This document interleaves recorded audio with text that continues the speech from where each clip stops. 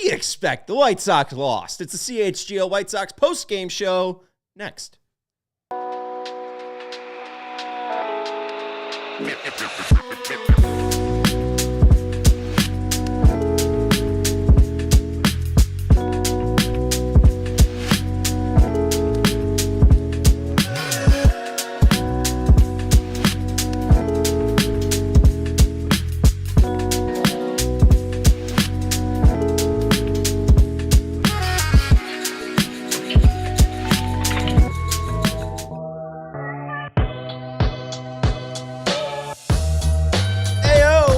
CHGO White Sox postgame show presented by Bet365. Download the Bet365 app and use code CHGO365 and sign up. Whatever the moment, it's never ordinary at Bet365.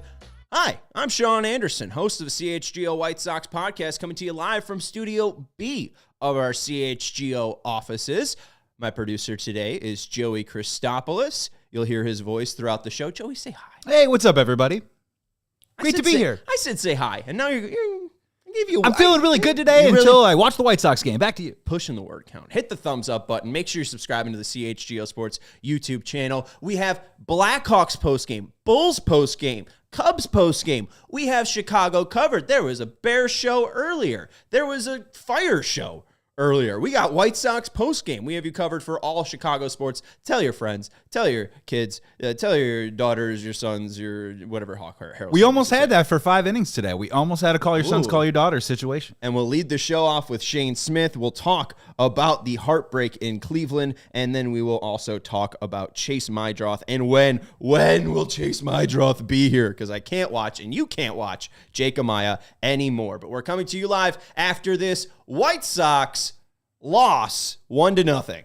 And bem-vindos fãs de beisebol de todo o Brasil. Vocês estão assistindo ao White Sox esta noite direto de Cleveland, Ohio. I don't know what Hawk Harrelson said there, but I know he said Cleveland, Ohio, and that's where the White Sox lost today 1-0 in the 9th inning on what else but a bases-loaded walk. You know, when you're watching baseball, nothing screams the game you grew up loving like a 1-0 game decided on a bases-loaded walk between two teams that have cleanup hitters that can't hit for dog crap. Kyle Manzardo and Andrew Vaughn are the cleanup hitters in this game. Maybe that's why Shane Smith was so successful. I'm not trying to take away here from Shane Smith. I'm excited about Shane Smith. Shane Smith should be excited about Shane Smith.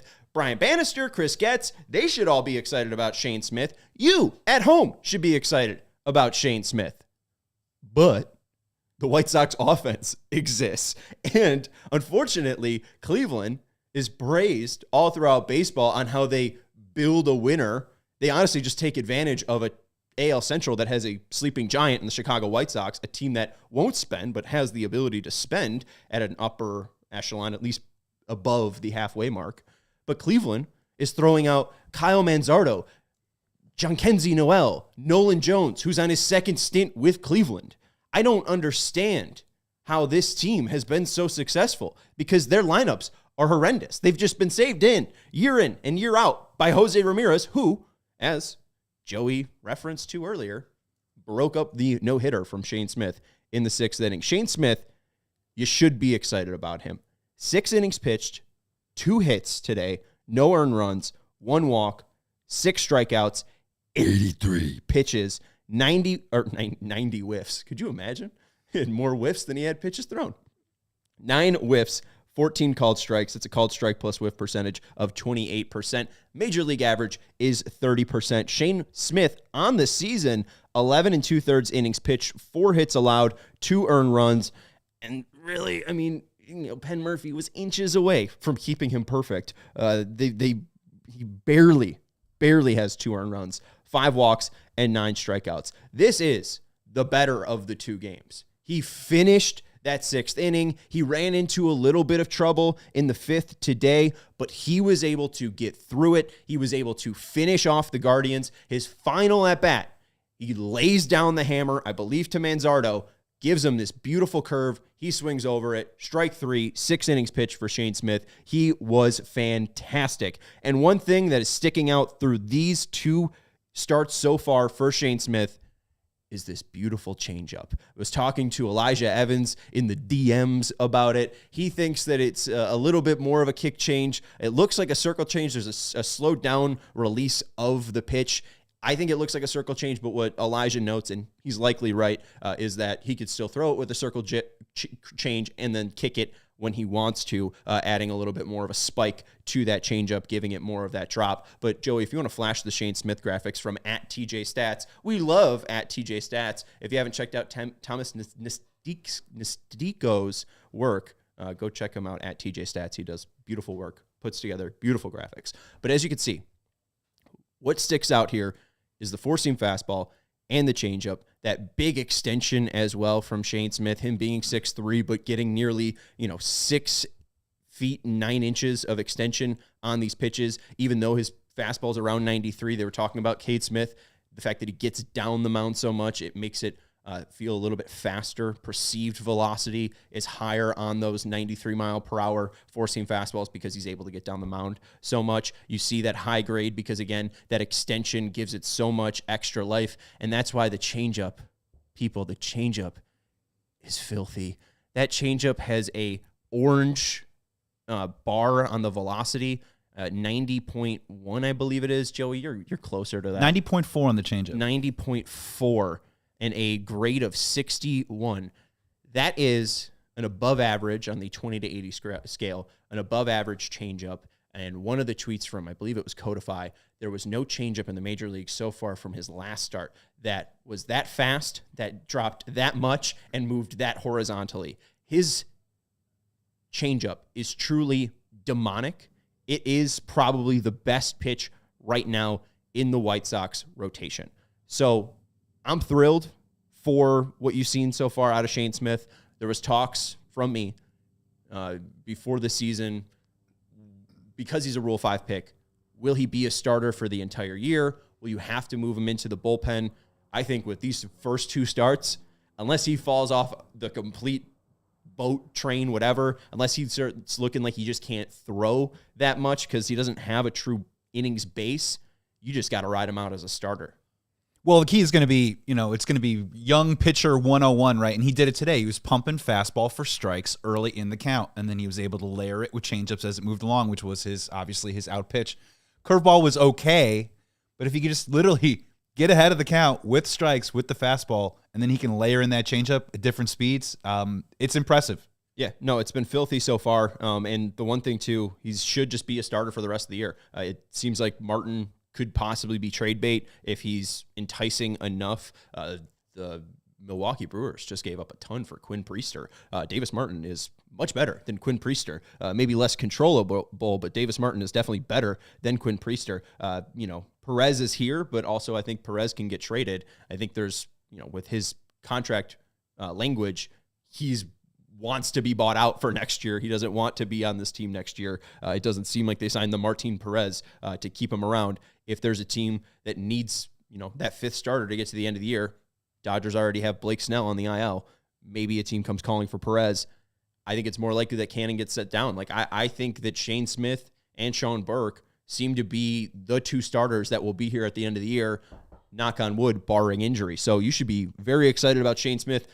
Probably if you're going to watch a White Sox game, watch a Sean Burke start or watch a Shane Smith start, because you shouldn't get too attached to, I think, Jonathan Cannon, because I don't know how long his career here in Chicago is going to be. Or I was going to say Martin Perez, get it while it getting's good, because if he puts together 4 or 5 more solid starts, I would move on that earlier than I would later, because he's one big blow up away from having that value cool really fast. If someone starts calling, or if someone starts calling, why not? Look what the Guardians were able to do with Matthew Boyd in the middle of the year. They just picked him up, and then he turns into a $14 million starter for the Cubs. You never know who's just sitting on the couch and can give you 15 starts. And the White Sox can, give those players that runway. I think that was the big story of today. Obviously, the White Sox lose 1-0, but Shane Smith was able to just dominate these Guardian hitters who have dominated the White Sox over the past 2 years, 3 years of us doing these post-game shows. If you want to go to the Shane Smith Quan at bat,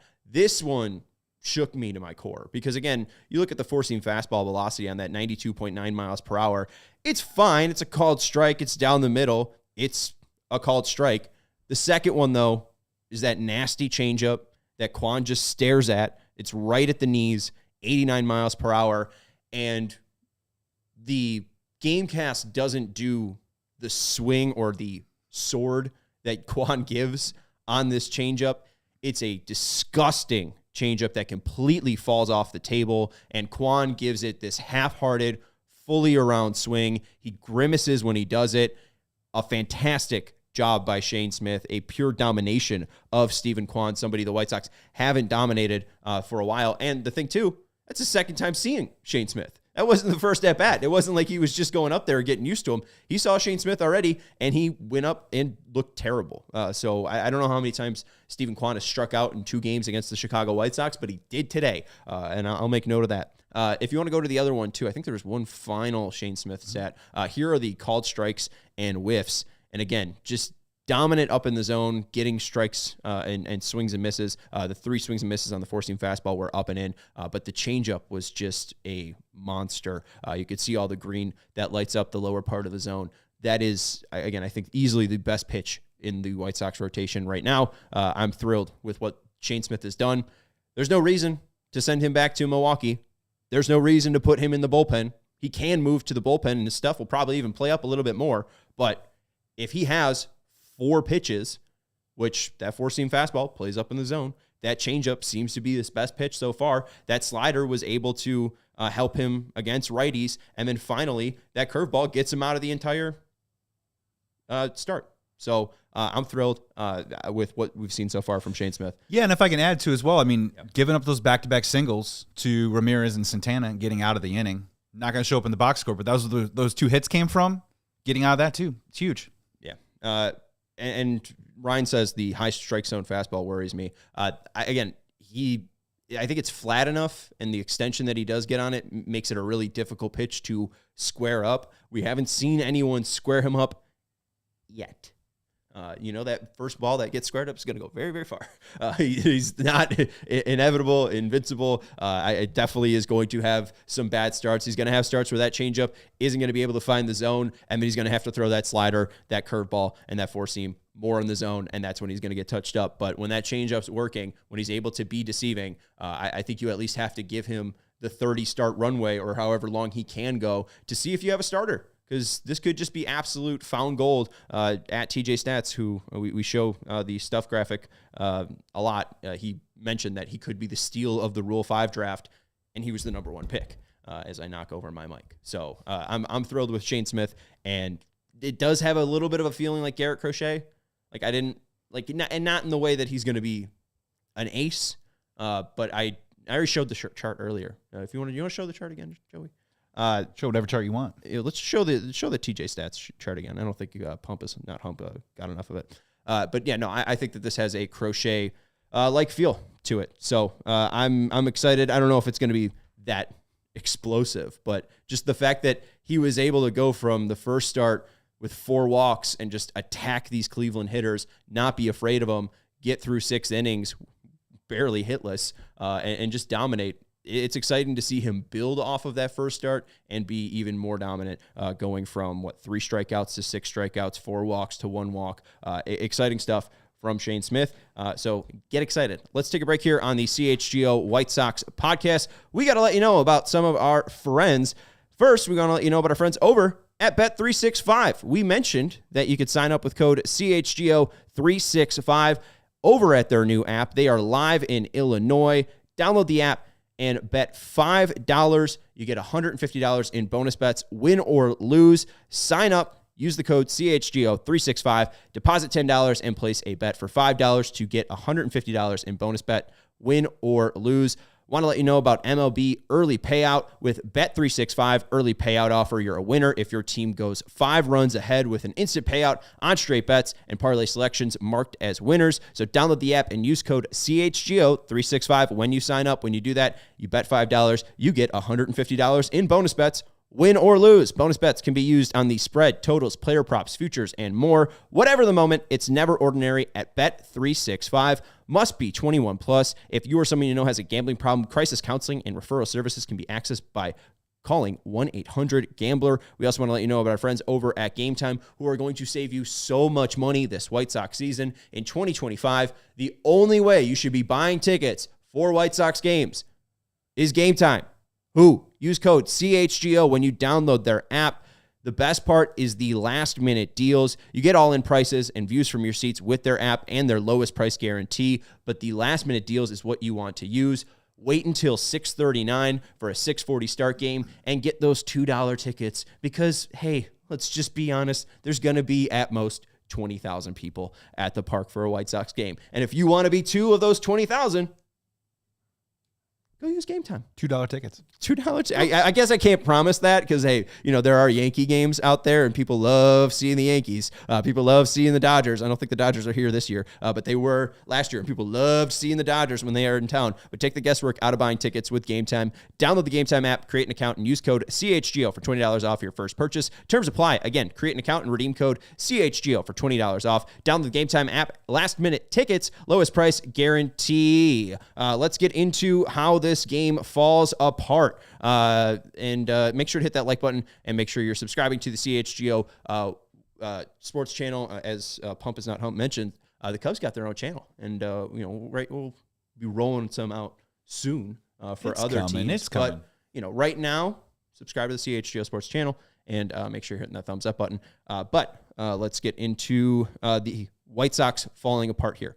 We'll go kind of throughout the game to explain why it was so heartbreaking. In the bottom of the fourth, the White Sox had a chance to score a run, and I felt like Will Venable and the team, and maybe it was Jersley's fault, maybe it was Robert's fault, I don't know who to put this on, but the Sox get their first hit in the fourth inning.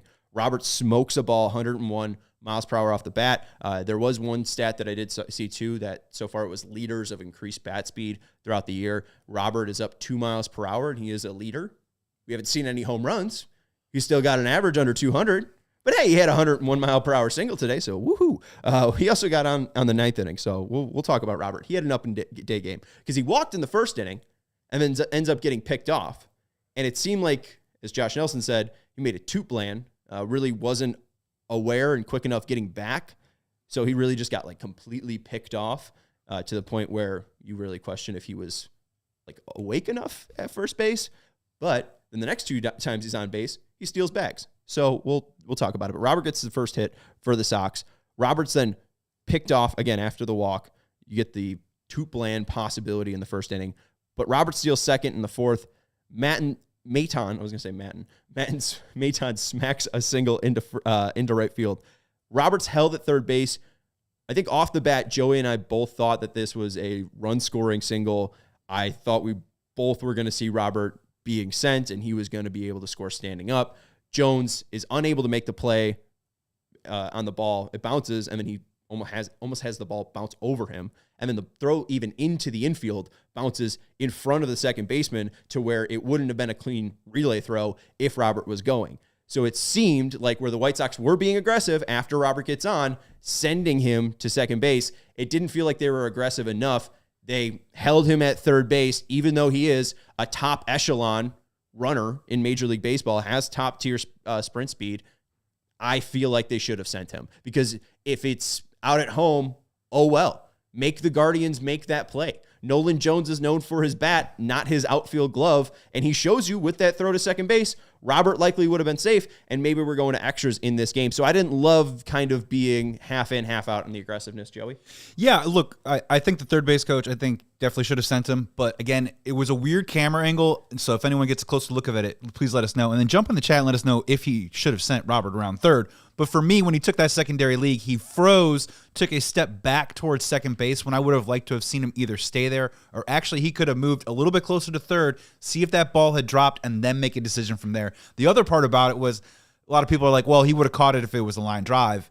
If he did, would Jones have stayed on his feet? That was a low-hanging line drive. So I just think instinctually, I just don't think Robert read it very well. And then once that happened, I think Jershel just said, let's just stay here at third and hope for a big inning. That never came. Come on, it's Jersley. Jersley. Yeah, we gotta get names I was right thinking here. of Steve Buechele for some reason. Yeah, it's an old name. Yeah. I can't say words for crap.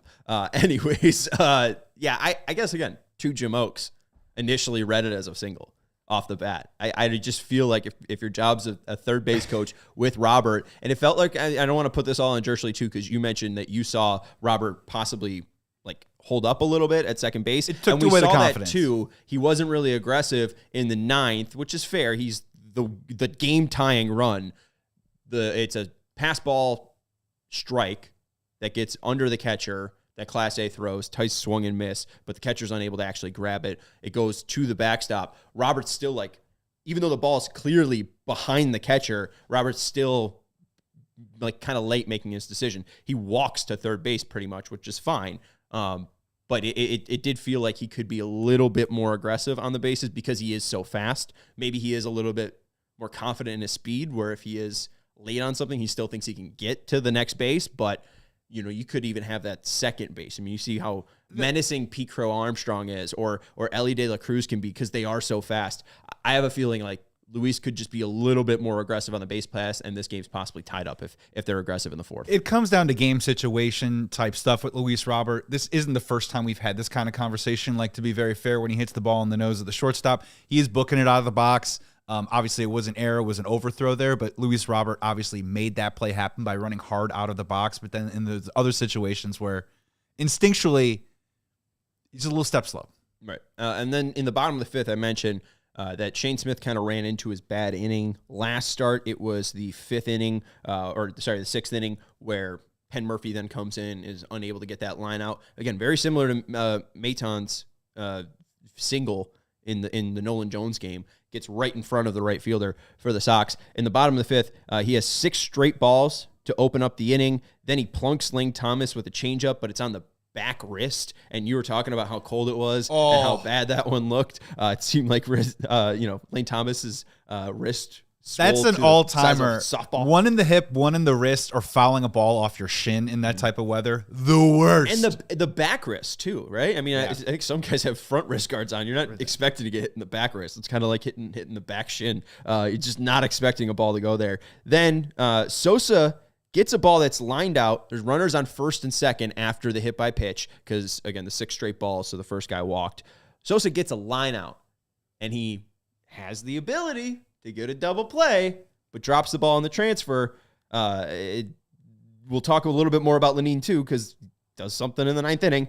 But then Tauchman, it's not a clean way to get out of the 5th inning, but Tauchman, running catch, is able to bail out the Sox. Again, that's Shane Smith's tough inning, but you're able to get through it, and then he had a great 6th inning. So again, that's reasons to be positive about Shane Smith and that start. Roberts at bat in the 6th was horrid. Let's talk about that one. Kate Smith surrenders 2 straight balls, and you're like, oh, great. The hitter that can actually do damage on the Chicago White Sox is up. I guess Benintendi could do damage, but he's out with a right adductor strain, so no Benintendi in the lineup. Nick Maton is batting 3rd as your designated hitter. Anyways, Maton on deck, so you gotta pitch to Robert. Pitch number 1 after a mound visit is a chase fastball out of the zone, high and up. Pitch 2, a chased sweeper out of the zone, so 0-2. Then a ball up and in, and the only reason why Robert didn't swing was because he had to instinctively duck out of the way because he thought it was going to hit him in the chin. And then pitch number 4, a swing and miss on an up and in fastball. And it's just a 4-pitch K that Robert really didn't even have a decent swing or a decent chance at. And it's like, great, you did have the walk in the 1st, and you did get on in the 9th via the air, and then the single in the 4th. But when you have guys in scoring position, or at least a guy in scoring position on second base and a runner on first, you're just not able to drive in that run. And you look terrible doing it. And it's like, dude, this is when we need you. And after you're stuck at second base, like you want to see him do well because then it builds trade value, and then you're like, yay, we get a shiny new toy. I also just want to see Luis Robert Jr. be good at baseball because this team is pretty unwatchable. And when he's good, he makes this team a little bit more watchable, that inch more watchable. And that's very important. 0-2 is very noticeable. I just want him to lock in. And here's a moment where he can lock in against a guy that just walked 2 straight guys, and he gives pretty much in. Like, what if you take that first pitch? What if you just tell yourself? It's like with me and MLB The Show when I'm playing online. I put the controller down, I walk away. No matter how bad I want to press X, Joey. I want to punch X with my hand. I want to swing at that first pitch because he's going to throw a strike, but I have to tell myself, just back up, wait. I feel like Luis Robert Jr. should just go up batless with the first pitch. That fourth pitch was a legit great up and in fastball. That would have been a strike, whether he had looked at it or not. Absolutely. But the first two pitches, getting in that 0-2 hole, again, that's a lot of what we've seen from Luis Robert, and I'm getting the calculator out right now. 3 stolen bases, 0 home runs for Luis Robert, our biggest slugger on the team. Back to you. Is that good? It's pretty good. I mean, is it as good as how Andrew Vaughn did today? Oh, well, why do we have to talk about Vaughn? I don't want to talk about Vaughn. Well, you're talking about locked in. You're talking about RBI situations. You're talking about a guy when we need him to put a run across the board. Had plenty of opportunities. Well, yeah. So, anyways, we have Robert striking out on 4 pitches, and then Maton pops out. It wasn't deep enough to move anyone to third base. And then Vaughn comes up in that 6th inning, starts off 0-2, but Andrew Vaughn flicks up his blue collar, brings his lunch pail in, and he works it to a full count.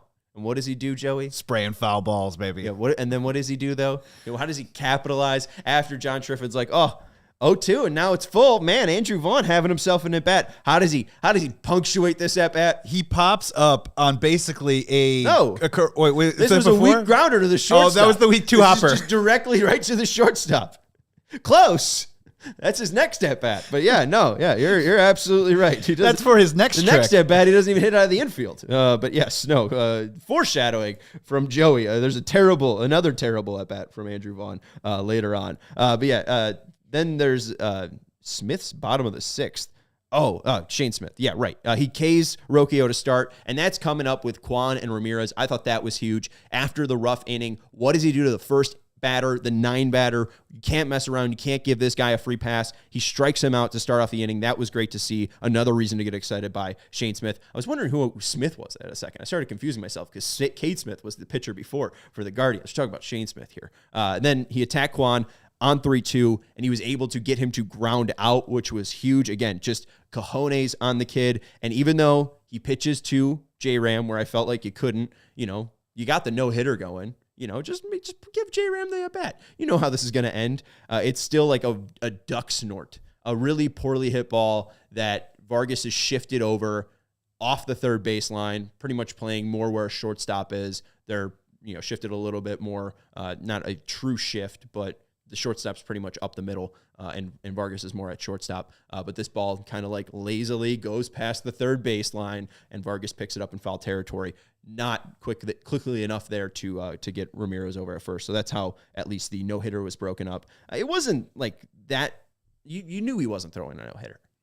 So it wasn't like I didn't have that feel where it was like, deflating. It was just more deflating because it was just a poorly hit like squeaker. It was just went. It was a classic break up the no-hitter, little dribbler. And honestly, Jose Ramirez hits 300 almost every year, and you gotta get like 5 or 10 of those. He's good at that. Absolutely. All right, and then let's get to the bottom of the 8th. Oh, yeah, the bottom of the 8th, because then they actually pitched to J-Ram again, which I just found weird. So it's the bottom of the 8th. Kwan strikes out twice. Tyler Gilbert came in, gave him 27 great pitches. That's relief pitcher Tyler Gilbert right there. That's your relief pitcher, Tyler Gilbert. Gilbert's debut was a success. But again, they pull him with J-Ram coming up, and they go to Clevenger.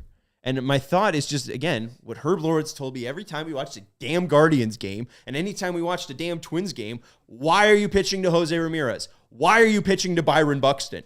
Don't do that. They're very good. I think the people that have hit the most home runs against the White Sox in StatCast era are Byron Buxton and Jose Ramirez. We all know how this is going to end. And somehow, Clevenger, who can't get anyone out in the 9th, gets Jose F. and Ramirez out in the 9th inning. Or in the 8th inning. He gets him to pop out. Like, I was going to say Marone. I'm not Italian. You're not even Italian. You're Christopoulos. You're Greek. Yep. You guys say Marone? What do you say? We say Mary, Jesus, and Joseph. That's our expression of, Do you have a... No, we say baklava. Holy baklava. I don't know. I don't think they say that. I did the best I could. I don't think they say that.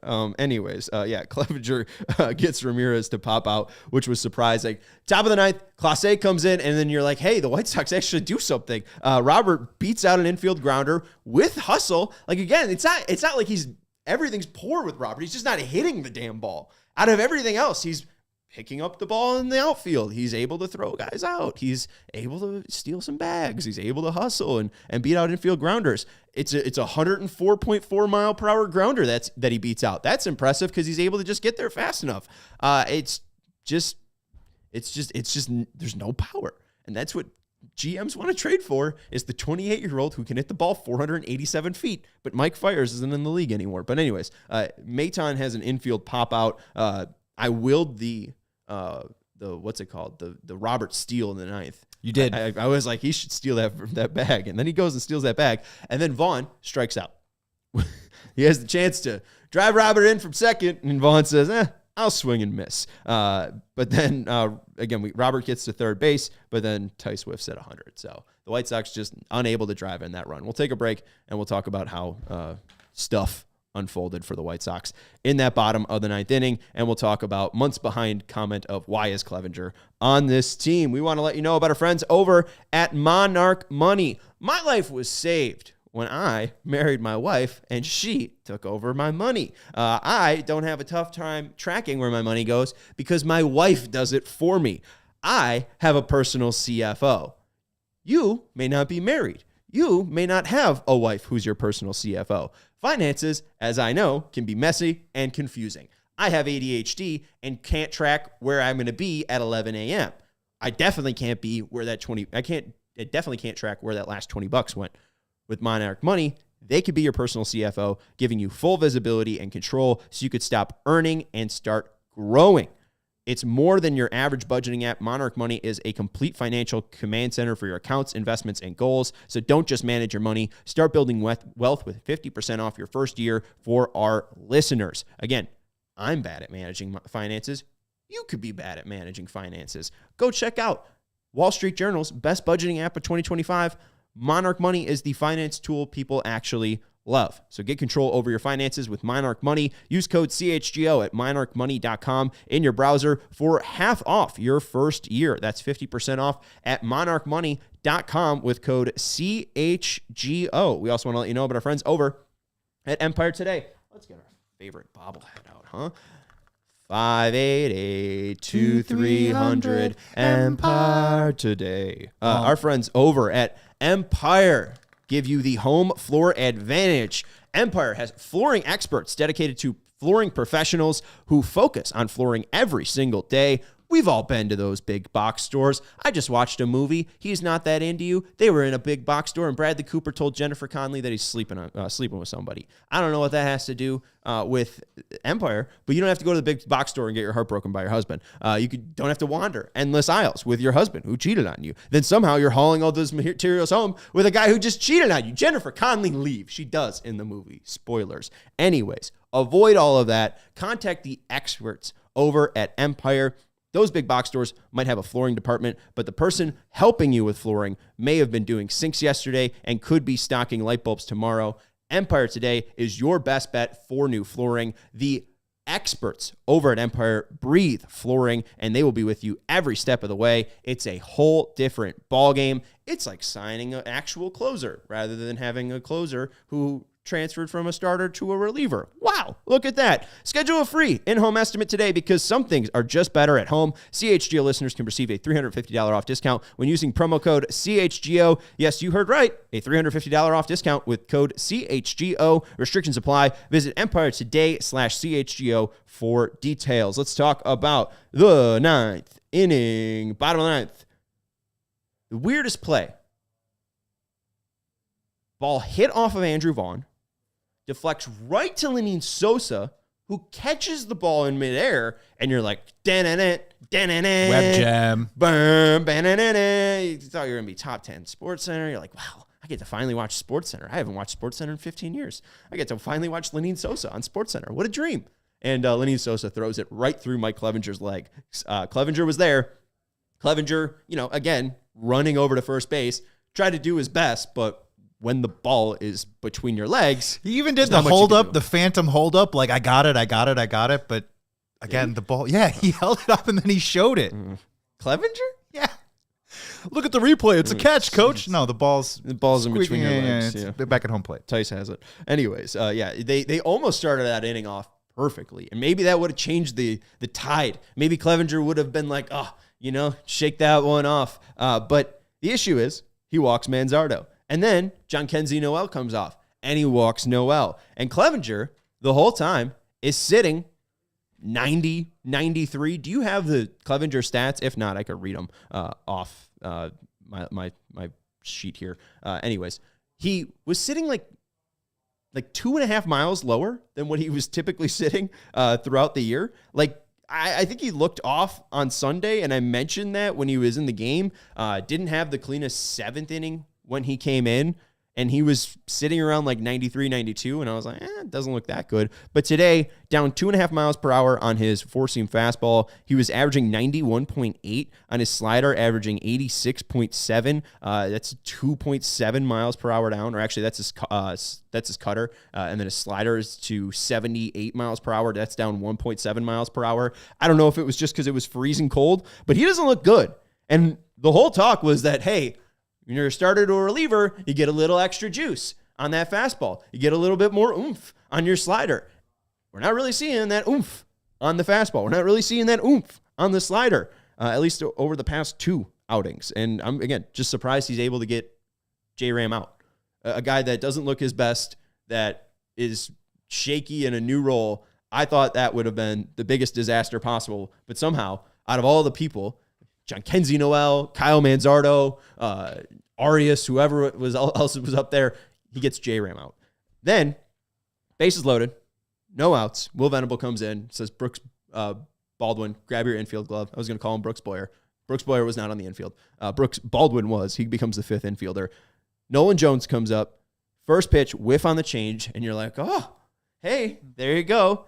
Second pitch, tries to go back to the well. Changeup, completely just throws it into the dirt. 1-1. Third pitch, fastball away. 2-1. Fourth pitch, ball, changeup, very well away. 3-1. And you got the worst feeling because you know exactly what's happening. Because you don't think that Nolan Jones is going to hit a home run. Even after the 5th pitch, where he pulls a ball just barely foul, a 91 mile per hour fastball inside, makes it 3-2. You know that 6th pitch is going to be a walk. And he throws it. And there you go. Cleveland wins 1-0. And I'm not trying to rehash the Clevenger thing. I have no need to.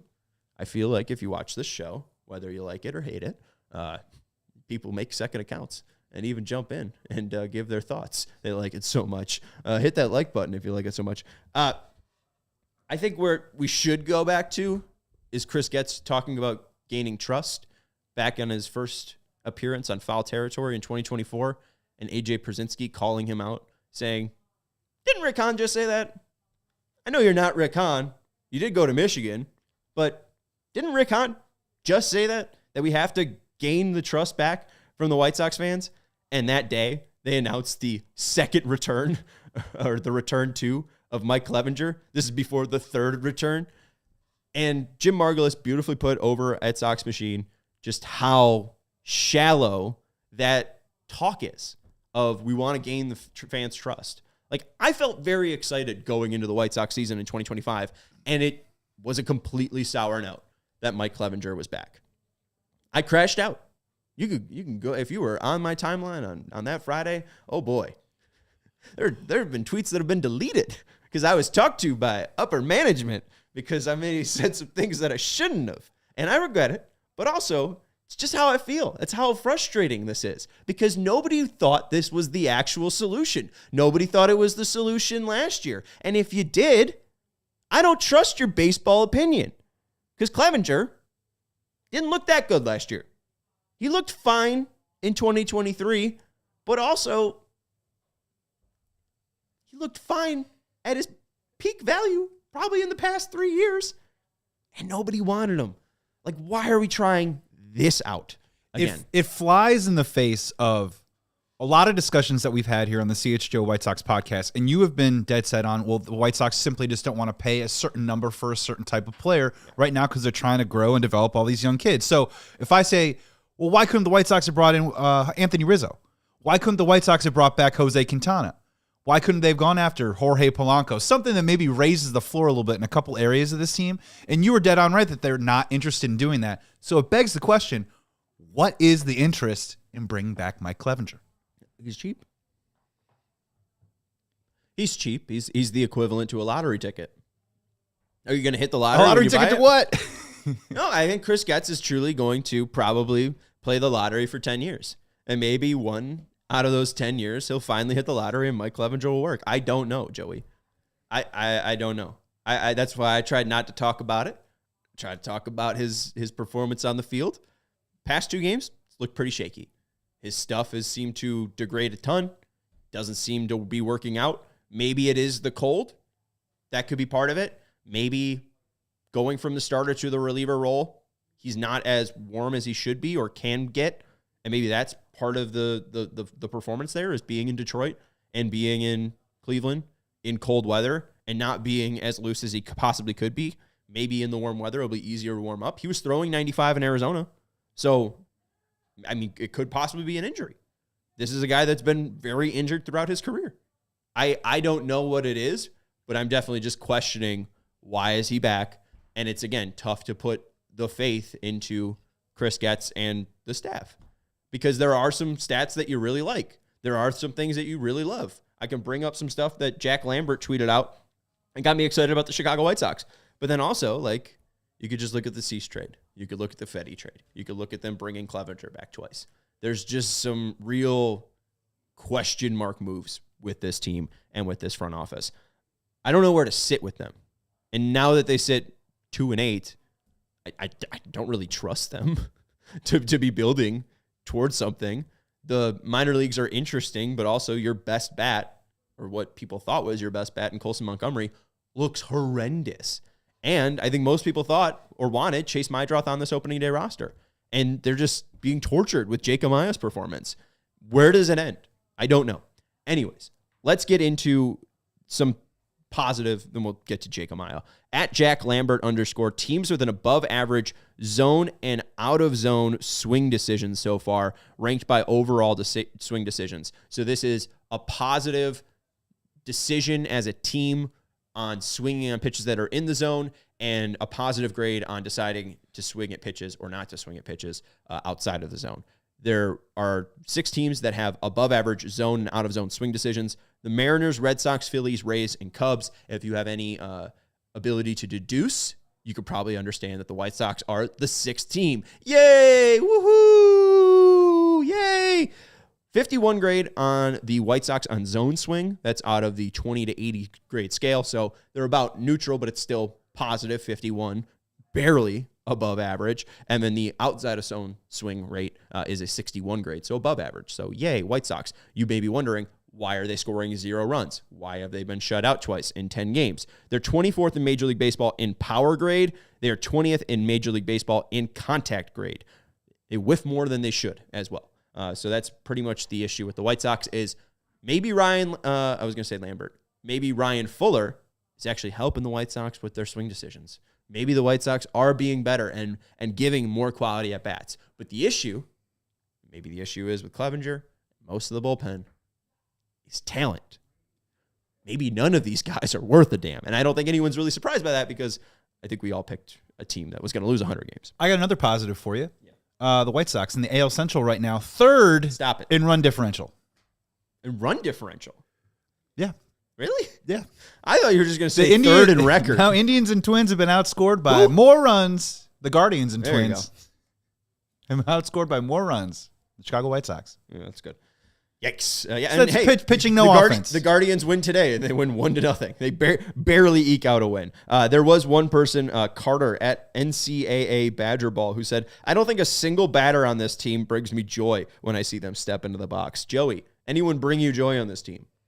It was Lenine Sosa, but he can't play defense now. He hasn't hit a homer since opening day, so it's not Lenine. Sorry, Lenine. If you're telling me this is going to be a season of losses like this, where Shane Smith tosses 6 shutout innings, Sean Burke, someone in the bullpen blows it late, and the Perez. offense is bad, but we're walking away saying, I can't wait to watch Shane Smith pitch again, that's my bright side out of today. Offensively, I don't know what to tell you. I can't even tell you how far. What was the farthest ball hit? You dodged the question. I don't know where the farthest ball hit was not past an outfielder. It was not. I think the farthest ball hit was the one that went right in front of Manzardo. or the one that went right in front of Nolan Jones and almost bounced over him. You're probably right. Inning. No, which batter brings you joy? I didn't ask for a positive. Which batter who steps into the box brings you joy? Love seeing those Kyle Teal graphics. He's not on the team. No, I know. There's a part of me that wants to try and find some joy out of Mike Tauchman now being back in the lineup. That's fair, but again, he might not even be here next year. Might not be here next year. Ryan Lambert also not asking the question. We love you, Ryan. And Shane Smith is the correct answer. He's not stepping into the box. The answer is yes. And our preseason boy Miguel Vargas is having a rough last week. Yeah. Today, non-existent. We mentioned a lot of guys with different opportunities and different times in this game. Miguel Vargas' name did not pop up once. No, and I'm fine watching Miguel Vargas for at least another month, but I think I'm kind of done with Lenin Sosa and Jake Amaya. Meidroth is waiting. Meidroth has been fantastic in AAA. A .333 batting average, 500 on-base percentage, a .750 slugging percentage, 3 home runs for Meidroth, 7 walks. I read B, and I thought doubles. 7 walks for Meidroth, again, a 500 on base percentage. Meidroth, I think that he will probably still be in AAA for a while, unfortunately. I still think that he should have been on the opening day roster. The one thing that John Striffen did note, that when Meidroth was sent down, he was in the lineup, and we saw this with Colson. Colson was sent down, but he was in the spring training lineup graphic, but then he was later taken out after he was sent down to the minor leagues. Meidroth had the option to still play in the game after he was sent down, and he did, and that apparently made a real good impression on the White Sox organization. Not good enough to get him called up to the team, but hey, we're waiting. Rojas is also waiting. Josh Rojas signed to a major league deal. He had a hairline big toe fracture, according to Scott Merkin. And 8 days ago, Merkin said that he's not close to a rehab. So I think we're really waiting on Lenin and Jake Amaya on whether they're just kind of done with those projects and Meidroth will be called up, or we'll see when Josh Rojas is activated, then maybe some movement on that team. I think maybe they just wait for Rojas and then they just kind of clean out Amaya and Sosa. So this may be the middle infield for a bit here until Amaya comes back, or until Rojas comes back. Why? I don't know. I think that you should call up Meidroth ASAP, because if he is this good, maybe he gets you a bonus draft pick. I don't know really. I mean, is Dominguez doing well with the Yankees so far? I haven't really seen his name pop up. He's in 240-ish. Had a good first week like everyone else in the Yankees lineup. But he's cooled off lately. Job hasn't been that impressive so much for Detroit. Like, I mean, anyone can win American Rookie of the Year. Why not Chase Meidroth? Call him up today. And Ralph Waldo says service time manipulation. I guess. I mean, I don't think he's that good. He's not. Like, let's see if he's good. The White Sox give him the opportunity. They'll have a batter that's playable for 6 straight years. Perfect. I was about to say, the White Sox can't have a 7-year plan for everything. Yeah. Can I just watch somebody that's decent at baseball? Jacob Maya stinks. Respectfully. Hit the thumbs up button. Make sure you're subscribed to the CHGO Sports YouTube channel. We got a Bulls postgame show coming up. We got a Blackhawks postgame show coming up. We got a Cubs postgame show coming up. Subscribe to the CHGO Sports YouTube channel. We were presented today by Bet365. Use code CHGO365 when you sign up. Bet $5, get $150 in bonus bets, win or lose. I will see you on Thursday for the recap of this Guardians and White Sox series. I'll talk to you then. Goodbye. We all silly like the mayor.